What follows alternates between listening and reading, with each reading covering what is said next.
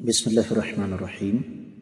معزز خواتین و حضرات، السلام علیکم ورحمۃ اللہ وبرکاتہ۔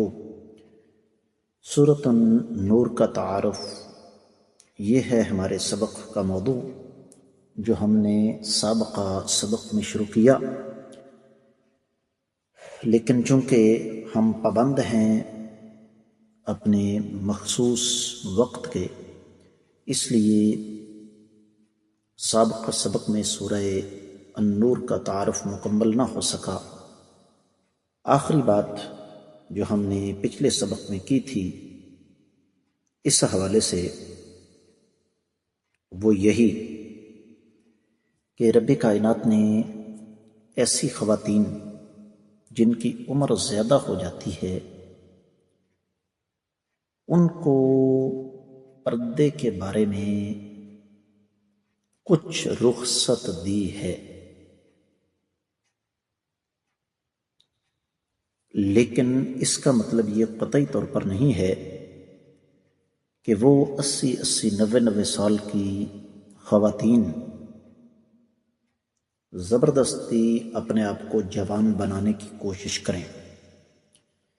پھر اس سورہ مبارکہ کے درمیان میں اللہ تعالی نے جتنے بھی احکامات دیے ان احکامات کو ایمان کی روشنی کے ساتھ جوڑ دیا اور مثال بیان کر دی کہ ایک مسلمان کا، ایک مومن کا دل وہ اندھیروں سے، جہالت کے اندھیروں سے پاک ہوتا ہے۔ ایک مسلمان، ایک مومن، اس کا دل بالکل ایسے ہوتا ہے جیسے ایک قندیل ہوتی ہے، ایک چراغ ہوتا ہے، اور اس میں ایمان کی شمع روشن ہوتی ہے۔ اور اسی کے ساتھ رب کائنات نے بیان فرما دیا کہ دو طبقے ہیں، ایک وہ جو ان احکامات کو رب کائنات کا احسان سمجھ کر سینے کے ساتھ لگاتا ہے، اور دوسرا وہ منافقین کا طبقہ جو ہمیشہ اللہ تعالیٰ کی کتاب میں موجود احکامات سے پہلو تہی کرنے کی کوشش کرتے ہیں۔ اس کے ساتھ ہی رب کائنات نے ایمان والوں اور کفار دونوں کا انجام بیان کر دیا۔ پھر یہی سورہ مبارکہ ہے جس میں رب کائنات نے اللہ تعالیٰ کی قدرت کے مظاہر، اللہ تعالیٰ کی قدرت کے کچھ نمونے ہمارے سامنے رکھے اور سمجھا دیا کہ اللہ تعالیٰ دن اور رات کے پھیرنے والے ہیں۔ پھر بادلوں کو دھکیل کر اللہ تعالیٰ جہاں چاہتے ہیں بارش برساتے ہیں۔ رب کائنات نے ہر جاندار کو پانی سے پیدا فرمایا، اور ان میں سے کچھ پیٹ کے بل چلتے ہیں، کچھ 2 ٹانگوں پر، کچھ 4 ٹانگوں پر، اور ساتھ ہی اللہ تعالیٰ نے یہ بات بھی سمجھا دی کہ میں زمین میں خلافت اور حکومت کسے عطا فرماؤں گا۔ اور رب کائنات نے پھر اس سورہ مبارکہ کے اختتام پر ایمان والوں کی کچھ صفات کا تذکرہ کیا۔ اہل علم یہ فرماتے ہیں کہ اس سورہ مبارکہ کو ہم 5 حصوں میں تقسیم کر سکتے ہیں۔ سب سے پہلے کہ مرد اور خواتین، ان کا آپس میں تعلق کیسا ہونا چاہیے، اور جنسی جرائم کی سزا شریعت میں کیا ہے، انسان بدکاری سے کیسے بچ سکتا ہے، اور ایسی زانیہ عورت سے نکاح حرام ہے جو توبہ نہیں کرتی۔ ساتھ قذف یعنی بہتان ترازی کی سزا اللہ تعالیٰ نے بیان کر دی، لعان کے مسائل بیان کیے، شیطان کے پیچھے چلنے سے منع کیا۔ پھر اسی میں حدیث افک آ گئی، اور یہ بھی سمجھا دیا کہ خبیث مرد خبیث عورتوں کے لیے، پاک مرد پاک عورتوں کے لیے۔ یہ حصہ جو ہے یہ تقریباً کوئی 26ویں آیت مبارکہ تک چلتا ہے۔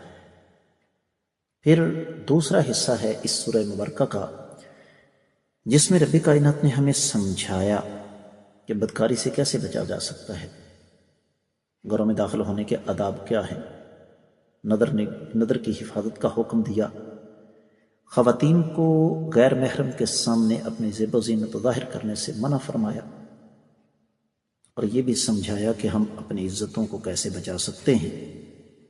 یہ حصہ 27ویں سے لے کر یہ تقریباً 34ویں آیت مبارکہ تک چلتا ہے۔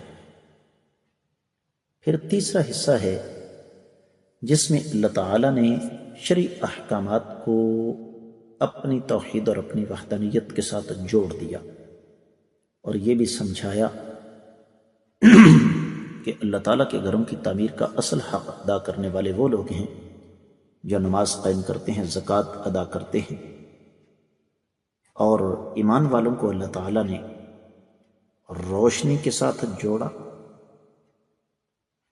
جبکہ کفار کی مثال اللہ تعالیٰ نے ایسے ہی دی جیسے کہ کوئی شخص اندھیرے کے اندر ٹامک ٹوئیاں مارتا پھر رہا ہے، اور یہ بھی سمجھایا کہ ساری کی ساری مخلوق اللہ تعالیٰ کی تعریف کرتی ہے کیونکہ رب کائنات دن اور رات کے پھیرنے والے ہیں، بادلوں کو اللہ تعالیٰ برسانے والے ہیں، اللہ تعالیٰ نے مختلف شکلوں میں چوپائے پیدا فرمائے، اور یہ حصہ ہے 35 سے لے کر 46ویں آیت مبارکہ تک۔ پھر چوتھا حصہ شروع ہوتا ہے جس میں اللہ تعالیٰ نے تذکرہ کیا منافقین کی ریشہ دوانیوں کا کہ یہ ظالم کس طرح اللہ اور اللہ کے رسول صلی اللہ علیہ وآلہ وسلم کے احکامات کا انکار کرتے ہیں۔ انہی ظالموں نے ام المومنین سیدہ عائشہ طیبہ طاہرہ پر بہتان لگایا، جبکہ ان کے مقابلے میں دوسرا طبقہ ایمان والوں کا ہے جو اللہ اور اس کے رسول صلی اللہ علیہ وسلم کی اطاعت کرنے والے ہیں، اور یہی وہ لوگ ہیں جو اللہ تعالیٰ کی زمین پر خلافت کے حقدار ہیں، اور انہی کو رب کائنات پھر خلافت عطا فرمائیں گے، اور غیر مسلموں پر اللہ تعالیٰ ان کو غلبہ عطا فرمائیں گے۔ اس حصے کا تعلق 47ویں آیت مبارکہ سے لے کر 57ویں آیت مبارکہ تک ہے، 11 آیات مبارکات۔ پانچواں اور آخری حصہ جس کا تعلق آداب الاستئذان، بچے بالغ وہ اجازت کیسے لیں، پھر احکام الضیافہ مہمان نوازی کے احکامات، اور بزرگ خواتین کے احکامات۔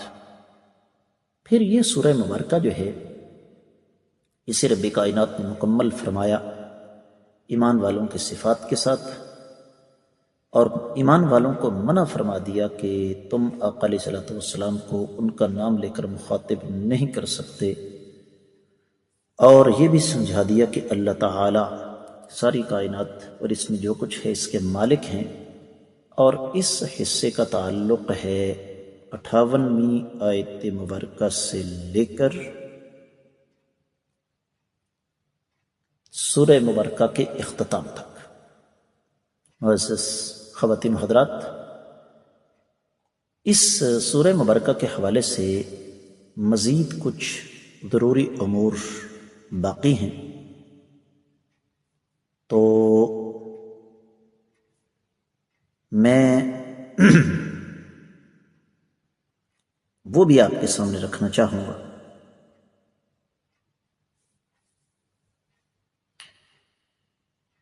مثال کے طور پر میں نے ابھی تک آپ کو یہ نہیں بتایا کہ کیا اس سورہ مبارکہ میں کچھ احکامات منسوخ بھی ہیں، کچھ آیات مبارکات منسوخ بھی ہیں؟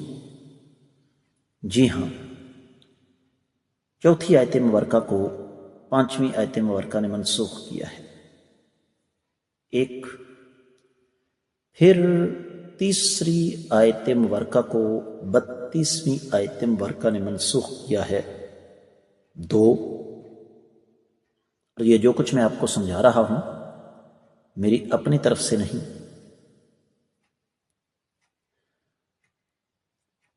بلکہ میں معذرت چاہوں گا،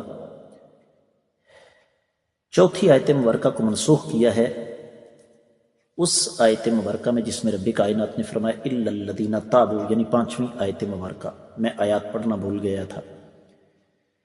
اور تیسری آیت مبارکہ ہے زانی لا ینکح الا زانیۃ او مشرکہ، تو اس کو منسوخ کیا ہے 32ویں آیت مبارکہ نے وَأَنْكِحُوا الْأَيَامَ مِنْكُمْ۔ یہ تفسیر زاد المسیر اور فتح القدیر اسی طریقے سے ناسخ اور منسوخ کے موضوع پر جو کتابیں اہل علم نے لکھی ہیں ان کی روشنی میں آپ کو بتا رہا ہوں۔ پھر چھٹی آیت مبارکہ ہے والذین یرمون ازواجہم ولم یکن لہم شہداء الا انفسہم۔ تو میں آپ کی خدمت میں عرض کر دوں کہ اس آیت مبارکہ کو منسوخ کیا ہے اس کے بعد آنے والی 2 آیات مبارکات نے والخامسۃ ان لعنۃ اللہ علیہ ان کان من الکاذبین۔ تو معزز خواتین و حضرات، اسی طریقے سے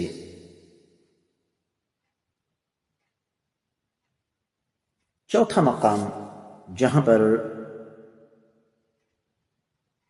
ہمارے سامنے آیت مبارکہ منسوخ آتی ہے وہ ہے 27ویں یا ایھا الذین آمنوا لا تدخلوا بیوتا غیر بیوتکم۔ اس کو 29ویں آیت مبارکہ نے منسوخ کر دیا لیس علیکم جناح ان تدخلوا بیوتا غیر مسکونہ۔ پھر 5واں مقام ہے وقل للمؤمنات یغضضن من ابصارہن۔ اہل علم نے فرمایا ہے کہ اس کے بعد احکامات کو والقواعد من النساء اس آیت مبارکہ نے منسوخ کیا۔ چھٹا مقام فَإِنَّمَا عَلَيْهِ مَا حُمِّلْ وَعَلَيْكُمْ مَا حُمِّلْتُمْ 54ویں آیت مبارکہ کو آیت السیف نے منسوخ کر دیا۔ 7واں مقام ہے یا ایھا الذین آمنوا لیستأذنکم الذین ملکت ایمانکم 58ویں آیت مبارکہ ہے، اس کو منسوخ کیا 59ویں آیت مبارکہ نے وَإِذَا بَلَغَ الْأَطْفَالُ مِنْكُمُ الْحُلُمَ۔ اب یہاں پر اہل علم نے اس سورہ مبارکہ کی ایک مناسبت پہ ذکر کی ہے، ایک نہیں ایک سے زیادہ۔ پچھلی آیت سورہ مبارکہ میں رب کائنات نے سمجھایا ہے کہ ایمان والے اپنی عزتوں کی حفاظت کرتے ہیں، سورۃ المومنون کی 5ویں آیت مبارکہ ہے۔ یہاں پر اس کے برعکس بیان فرمایا کہ جو لوگ اپنی عزتوں کی حفاظت نہیں کرتے تو ان کا حشر کیا ہوگا، اسی طرح بہتان ترازی کرنے والے ان کا انجام کیا ہے۔